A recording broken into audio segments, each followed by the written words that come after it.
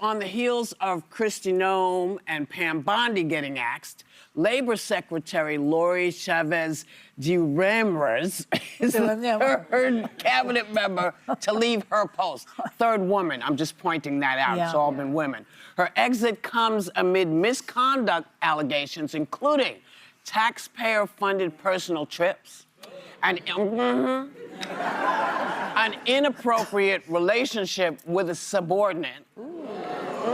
That's what they say, child, that's what they say.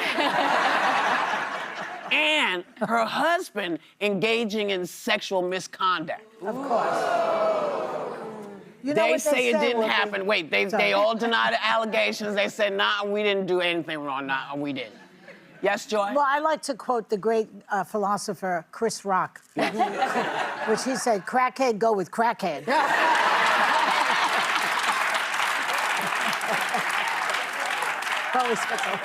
But wait, there's more. At the same time, FBI Director Kash Patel is suing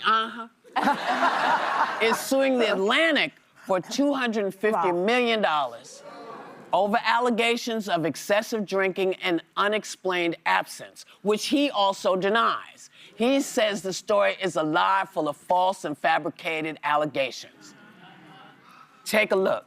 The Atlantic magazine director is alleging that you have a drinking problem, that it is getting in the way of your work running the FBI. What is your response this morning to this article? The results, I say, speak for themselves. If the fake news mafia isn't hitting you personally with baseless information in Washington, D.C., then you're not doing your job. This FBI has the most prolific year in crime reduction in United States history. You want to attack my character? Come at me. Bring it on. I'll see you in court. He never should have been confirmed to begin with.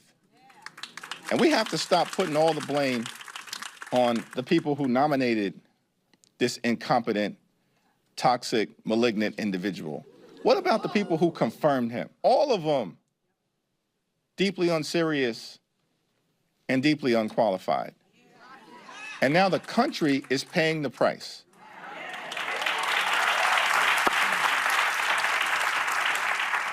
So the Atlantic is defending their reporting, calling the lawsuit meritless. What's wrong with the machine? Okay, thank you. So it's like a trip watching this thing. So what is going on with you-know-who's cabinet picks? People disappearing, people having sex all over the place, allegedly. People having all, I mean, it's crazy when you look at how many people are going and what's going on. What happened to the hiring of the best people? Also, how did we not do the story of Congresswoman Lauren Boebert being like, why is everyone in D.C. so horny? Because I asked the same question. Yes. But in all seriousness, these positions matter. These are important positions of public trust, and I'll especially focus on the FBI director. Correct. So traditionally, an FBI director is above the partisan fold. They really have the public trust. I think of Louis Freeh, Christopher Wray, Robert Mueller, long before we knew him from the Mueller report, because their jobs are so important. And right now, it didn't matter whether they're Republican or Democrat. Most served under multiple terms. You generally didn't know if they were Republican or Democrat. Exactly. Their politics didn't show. And this comes right now, this lack of faith and confidence in the FBI. When we're at war with Iran, one of the FBI's jobs is to monitor sleeper terrorist cells in the United States. So if Iranian-affiliated terrorist organizations might try to attack the homeland, I don't want to hear these allegations when that's a very real threat. And I'd also say public trust in the FBI is low. I think of two very high-profile cases. Charlie Kirk's assassination, it wasn't the FBI that solved it. Eventually, he was turned over by his own family. It was local law enforcement. And in fact, they put out inaccurate information early on. And then I think all of us are still praying over Nancy Guthrie, just hoping that she is going to be found. Like, I'm starting to lose faith in our federal law enforcement, and I've never felt like that in my lifetime. So regardless of who you vote for, who's in the White House, you want good people there. And I don't know if we have them right now.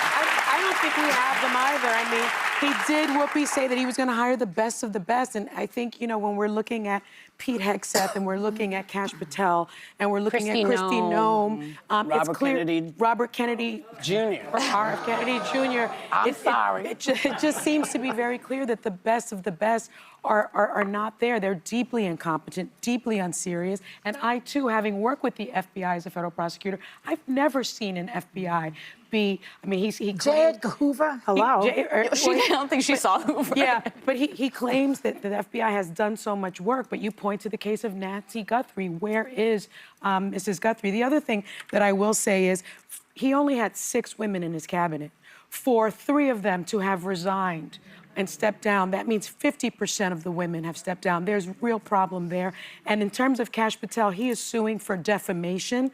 The defense to defamation is the truth. And so he's a public figure. That's a very high legal standard. That means that he has to show that the Atlantic reported this with actual malice. Yeah. That is such a high standard. And the Atlantic is saying they interviewed 12 sources, 12 people. So if those 12 people come forward during a deposition and tell the truth, it would be a very interesting That would dynamic. make good TV. Well, and, very dynamic. and also, sorry, as he mentioned, I think he called it the fake news mafia. I want to remind, I think it's rich coming from someone in this administration to talk about that, because when you look at traditional media, these types of institutions have people overseeing them. So you can't just say anything. In fact, you jump through about 10 hoops before it gets to air. So as bad as traditional media gets a rap for, there was a purpose for it, which is now that people are flocking to individuals that used to be legitimate journalists that have their own podcast or they're on X, no one's vetting that. Yeah. That is literally the definition of fake news. Yeah. So when a reputable institution does it, just know there are phases before these things come out. So I think that's an important note. But I also would say more concerning than just these allegations is the handling of his role itself. On Sunday, he said, we're going to relitigate the 2020 election. And it being stolen. That's Kash Patel on Sunday. Now, Alyssa just rattled off all that's going on in the world that we're concerned with and that it's not getting done. And the head of the FBI is worried about the 2020 election. How often do we hear after January 6th, hey guys, let's just forget about that little hurdle and like focus on the future. Now we're going to relitigate something that's been proven in our courts. Like, you're wasting our time. You're wasting our money. Let's get some stuff done. First of all, when he just said in the tape we just saw that crime is low, as it's never been before so low, is he what about the crime in this administration? He forgot about that. And the other thing is, I'm wondering, does Trump pick these people because they're incompetent? That way he has stuff on them? It's only loyalty. Or is he so incompetent that he doesn't know they're incompetent? This is the question I have. Yeah. Does an incompetent person know they're incompetent? Yeah, it's like people who are just really stupid. They don't know they're stupid. Sarah Isgur had a good point on that when she was on the other day. She said he demands either full loyalty or competence, but it's hard to have both of those. And I think we've seen that in a number of these when are the men going to start resigning also? Well, only the women. Some of these didn't resign. They were taken out back. Resign way of saying reassign. Look, it is what is happening is the chickens are coming home to roost. That's what's happening. And some things you have to watch it play out, because if you're gonna start this, you better have all your receipts in order and make a change. But we'll see what happens, because both sides are saying this is what happened. So it's he said, she said, they said, we said. We'll watch. Bring on the popcorn.